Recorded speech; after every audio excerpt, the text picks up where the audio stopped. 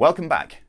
In the last section, we looked at Terraform's simplest case, that of a provider communicating with the cloud with plugins and a resource defining what we're going to spin up in the cloud. Now we're going to add a couple more things to this diagram, variables and TF-vars. Let's go and have a look using a few examples at the detail of how that might work. For those of you that haven't been following along with the previous sections in this chapter, if you're looking to jump right in at this point, then you might want to clone the Lernard Terraform repo that is freely available on GitHub under the Lernard account. You can also find a link to that repo at the bottom left-hand corner of the screen on the desktop player or at the very bottom of the mobile player. For the rest of us, if we list our Terraform repos we've been working on, there should hopefully be a folder named Section 3 that we created in the last section. As shown in the diagram a moment ago, we're going to build on this by adding a variables section. So first, let's simply copy the whole folder and call it Section 4.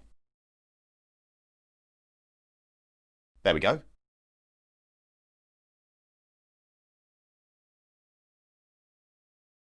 Now you can see that there's a .terraform folder and state files left over from when I was running Terraform during Section 3, and we're not going to want those, so let's go ahead and delete them.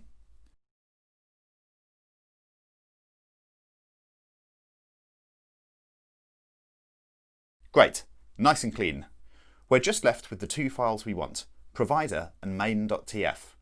Let's jump into Visual Studio Code again, and as always, open the folder for our Terraform repo.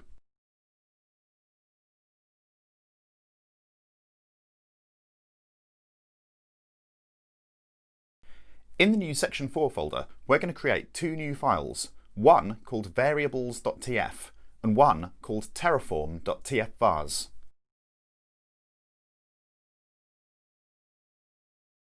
Notice that the terraform.tf-vars is the only file we have created that doesn't have a .tf file ending. For those of you with any coding experience, variables work in Terraform pretty much the same way as they do for most coding languages, give or take a few details, and they're simple to use. Let's go to our main.tf file and pick one of these hard-coded values. I'm going to pick instance_type, and I'm going to change it for a variable.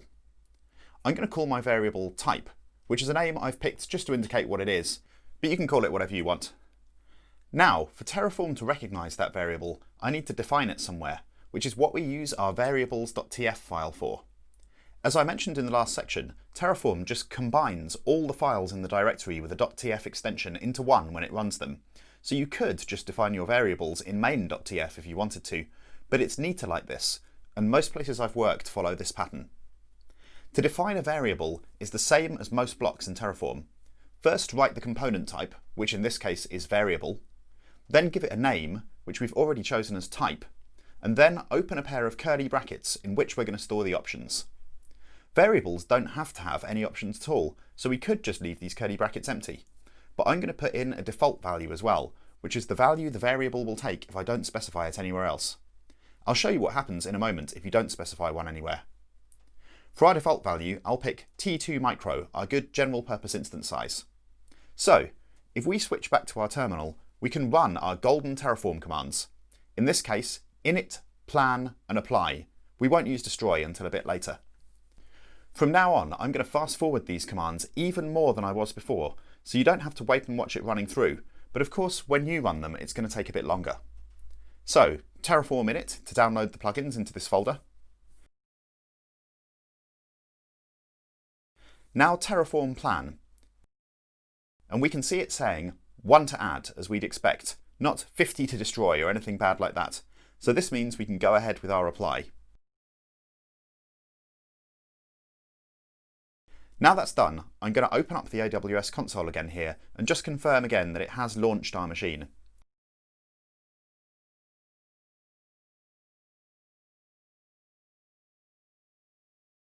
Whoops, I'll just quickly change to the right region here.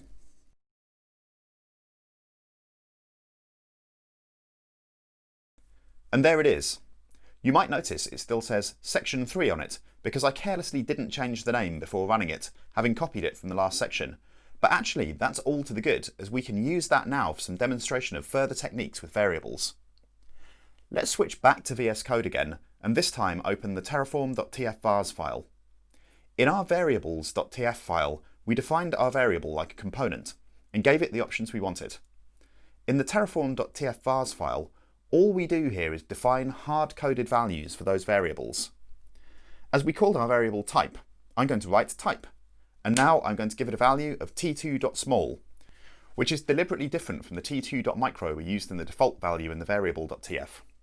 Not all variables will necessarily want a hard-coded value, by the way. Some variables may get their values from other places than tf_vars, as we'll see shortly. So, now I've defined this, let's see what happens if I run Terraform plan again. Notice I didn't need to run Terraform init this time because we've already got the plugins downloaded. You don't need to init every time if you don't want to, only when there's a change to a module or plugin, which I'll cover later, although it won't do any harm if you run init every time. There we go. Our plan has run, and you can see here it's saying it wants to change the instance from a T2 micro to a T2 small, and the output is saying 1 to change. So that's all it's doing, which is good.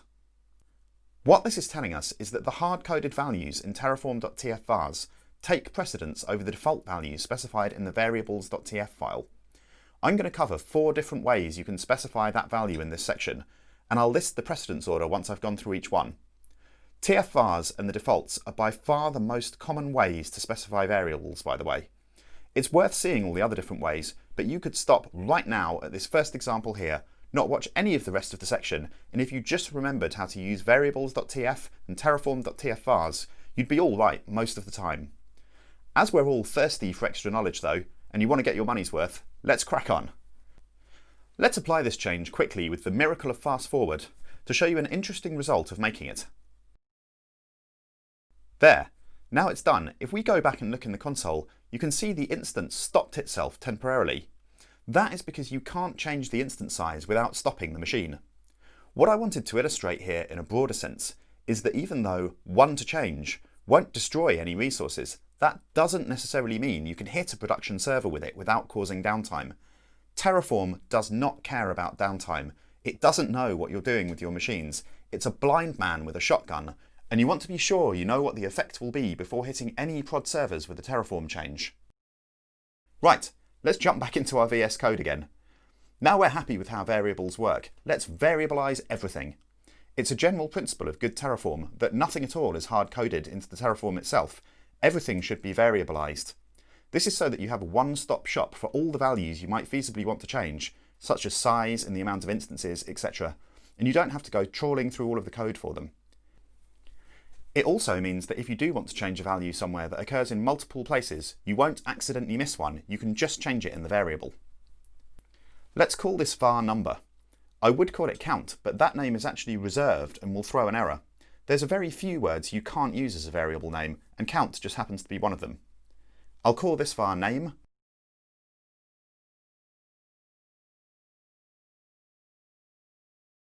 and we can even variabilize our region here. Each of these is going to need a correspondingly named variable component, so let's cut and paste this one here a few times.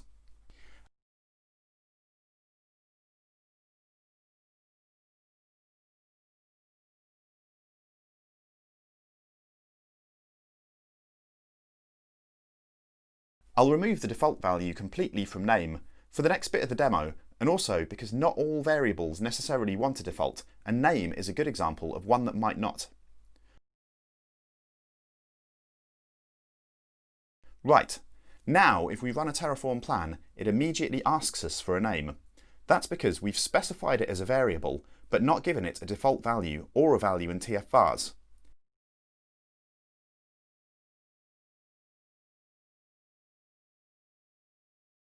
Let's give it the correct name now of section 4.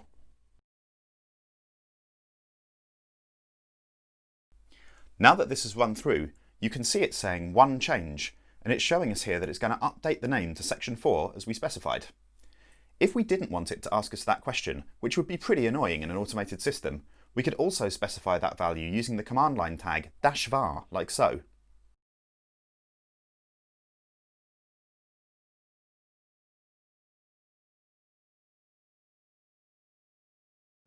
Now you can see it's run through the same thing again, but without asking us for that name manually, and again it's changing the name to section 4. Another similar method is to configure an environment variable in Linux that Terraform can access with the appropriate value. Terraform environment variables all start tf_var in capital letters, so we can create one here with export tf_var_name equals section 4. I can view that now with echo and confirm it's got the correct value.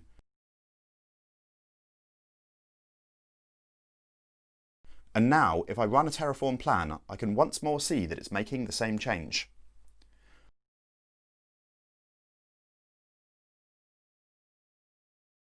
Right, so that's a few different ways you can specify a variable there.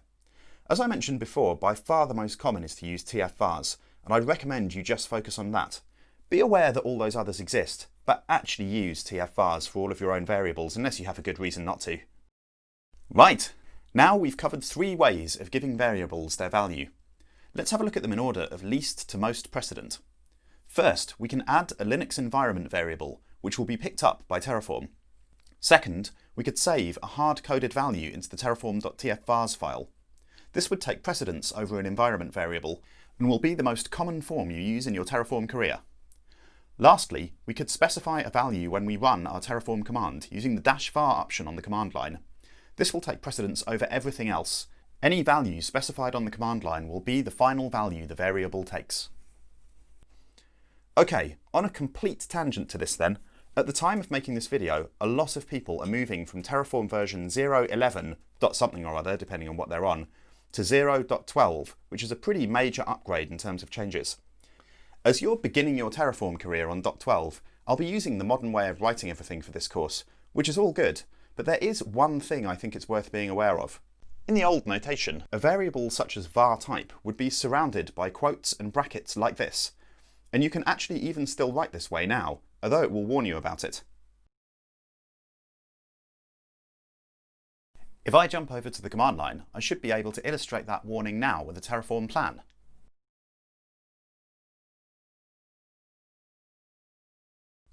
There we go, see? Interpolation-only expressions are deprecated. I'm going to remove this again now, but I think it's worth you knowing that Terraform used to look like that, as it's still very possible some of you will find this in the codebase of whatever amazing DevOps job you get after completing this course, or come across it in an interview, and it'll be better when you say, "Ah yes, I'm more used to using the modern way of writing variables, rather than just staring at it in confusion." Let's have a look at another option that can go into variables, that of type. If we go into variables.tf, we can specify what type of variable Terraform should expect for that name. I realise now as I write this that it wasn't very sensible to actually call one of my variables type and number here, but hopefully you won't find that too confusing, just ignore that. Right, let's specify some types for these variables. I'm going to make it so that this one can only take strings, and this one can only take numbers. If I now run a Terraform plan,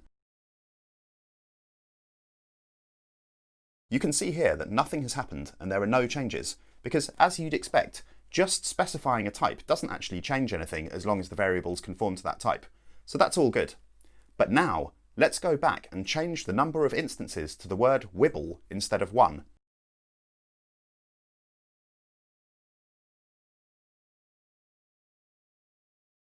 That would certainly fail in any case, but we are now getting a meaningful message from Terraform that the variable is the wrong type. In this case, wibble is a string, but Terraform is expecting a number. Alright, I'll change that back to a 1 and we're done. As always, the last thing we have to do is a Terraform destroy, so that Amazon doesn't keep billing us. You're familiar with this now though, so I'll fast forward straight through it.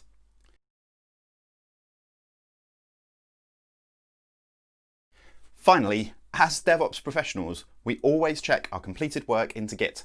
So let's also do a Git status. Because we're actually in the folder we've been working in, it's not super clear what we've done, so let me jump up a level and do that again. There we go, now it's showing us that we've created section 4 folder and contents. So now we can do a git add a git commit, our sensible commit message, and then push to master.